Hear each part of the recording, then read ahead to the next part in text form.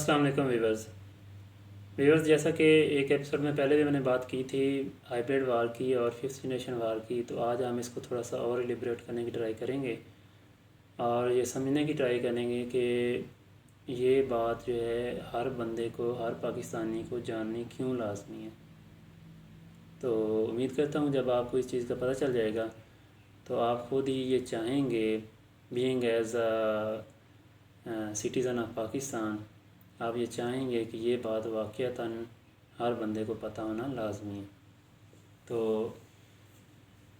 دوستو یہ کچھ اس طرح سے ہے کہ اس کو سمجھنے کے لیے ہم تھوڑا سا پاسٹ میں چلے جاتے ہیں، اس کی تھوڑی سی ہسٹری سکرول کرتے ہیں۔ تو آپ جانتے ہوں گے جیسا کہ آج کل پی ٹی وی پہ بھی اور آگے پیچھے ارطغرل سیریز جو ایک ہے، وہ ٹرکش ڈرامہ سیریز جو ہسٹری انہوں نے بنائی ہوئی ہے اپنی،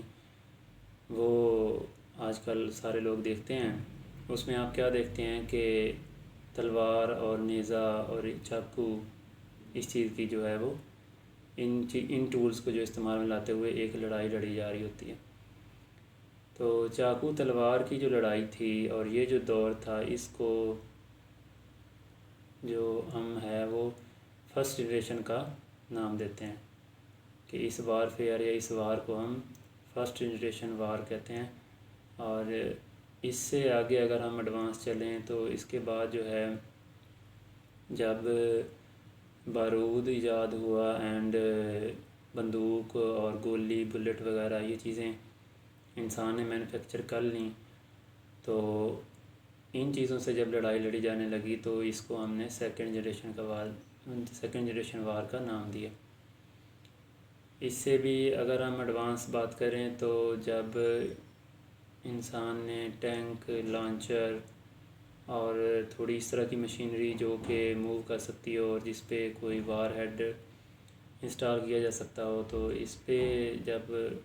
بات آ گئی تو اس کو ہم نے تھرڈ جنریشن وار کا نام دیا۔ اور یہ کافی حد تک نقصان پہنچا سکتی تھی دشمن کو، مطلب ٹینک ہے، لانچر ہے، میزائل اس طرح کے چھوٹے، تو یہ کیا ہوتا تھا کہ دور سے ہی جب آپ اس کو کسی دشمن پہ پھینکتے تھے تو آپ دشمن کے پاس نہ ہوتے ہوئے بھی اس کا نقصان کر پاتے تھے۔ تو ایکچولی جو ایک تھم رول ہے وہ یہی ہے کہ آپ کو اب کچھ نقصان نہ ہو اور دشمن کا میکسیمم نقصان ہو جائے، یہی چاہ رہے ہوتے ہیں سارے لوگ۔ تو اس سے اگر ہم آگے چلیں تو جب جہاز وغیرہ جیسا کہ آپ کو پتہ ہے وہ جب جہاز وغیرہ یہ ڈیولپ ہو گئے اور ایجاد ہو گئے، تو جہازوں پہ پھر کیا تھا کہ جہازوں پہ تو پھر کسی بھی کنٹری پہ جا کے آپ وار ہیڈ جو پھینک سکتے تھے، جیسا کہ ہم نے ورلڈ وار 1 2 وغیرہ میں دیکھا۔ تو جیسے جاپان پہ امریکہ نے جاپان کے 2 شہروں ہیروشیما اور ناگاساکی پہ یہاں تک کہ نیوکلیئر وار ہیڈ بھی انہوں نے پھینکے اور کافی حد تک انسانی نقصان ہوا، جانی نقصان ہوا اور معاشی نقصان ہوا۔ جبکہ ایسے میں جاپان جو ہے وہ مینز دیٹ کہ اس قدر نقصان نہ پہنچا سکا۔ پہلے ویسے امریکہ کے پرل ہاربر جو ہے ادھر جا کے جاپان نے ہی مینز دیٹ کہ لڑائی شروع کی تھی، بٹ امریکہ نے کنونشنل وار ہیڈ کے بجائے نیوکلیئر وار ہیڈ جو ہے وہ پھینک کے ایک قسم کی ہسٹری بدل کے رکھ دی اور یہ بہت زیادہ نقصان ہوا اس سے۔ تو یہ جو تھا یہ فورتھ جنریشن وار ہیڈ تھا، فورتھ جنریشن جو ہے وہ وار اس کو ہم کہتے ہیں۔ اس سے اگر ہم آج کی اگر ہم بات کریں تو اس سے جب ایڈوانسمنٹ مزید ہوئی اور ٹیکنالوجی نے ترقی کی، آئی ٹی نے اور سائبر سیکیورٹی کے معاملات آئے، اور اس کے علاوہ اب یہ بات آ گئی کہ چونکہ انٹرنیشنل لاز بن گئے اور پاپولیشن بھی انکریز ہو گئی ہر کنٹری کی، تو ایسے میں اتنا زیادہ نقصان نہ تو کوئی کرنا بیئر کر سکتا تھا اور نہ کوئی ہونا بیئر کر سکتا تھا کوئی کنٹری کہ اس کا اس طرح سے کوئی نقصان کر دے۔ تو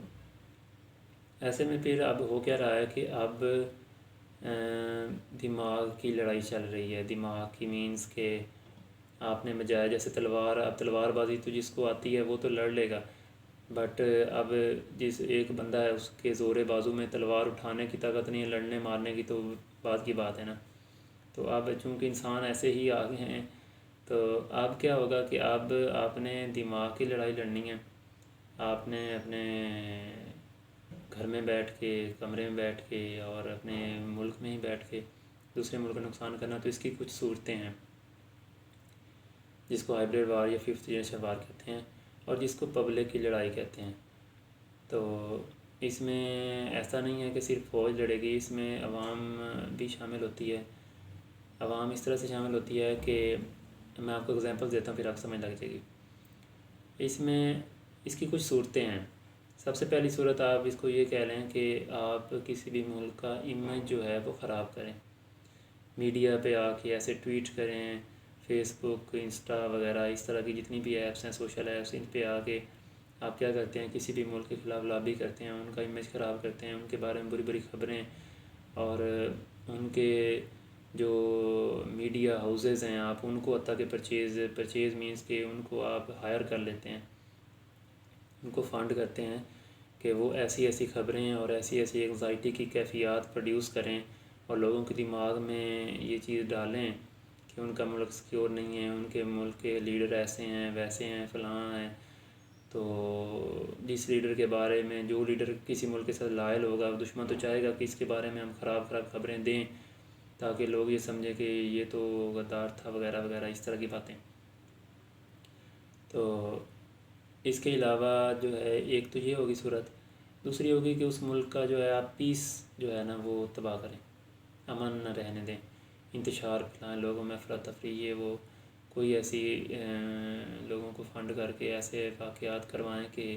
لوگ ڈریں باہر نکلنے سے، گھروں سے باہر نکلنے میں، اور ایسی مینز دیٹ کہ سم تھنگ لائک انارکی کی کیفیت آپ پروڈیوس کریں۔ اس کے علاوہ جو ہے وہ آپ لوگوں کے اور گورنمنٹ، جس میں فوج بھی آپ کہہ سکتے ہیں، تو فوج اور گورنمنٹ کے خلاف آپ لوگوں کو اکسائیں، مینز دیٹ کہ ایک جو بانڈ ہوتا ہے پبلک کا اپنی گورنمنٹ اور اپنی فوج کے لیے، تو جو کہ حکومت چلا رہے ہوتے ہیں یا حکومت کے رکھوالے ہوتے ہیں یا ایک ریاست کے رکھوالے ہوتے ہیں فوج، تو اگر آپ ان کے درمیان ایک ریلیشن شپ، جو ایک اسٹرانگ بانڈ ہوتا ہے وہ آپ توڑ دیں گے تو پھر بھی آپ نے دشمن کو کمزور کر دیا۔ تو ایک یہ بھی ٹرک ہوتا ہے۔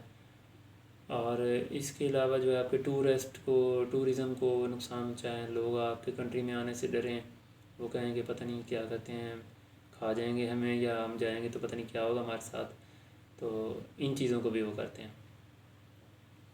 تو اس کے علاوہ جو ہے وہ آپ اس کو اس طرح سے لے سکتے ہیں کہ آپ کی جو ہے نا ہسٹری اور آپ کا جو کلچر ہے اس کو ڈیمیج کرنے کی ٹرائی کرتے ہیں۔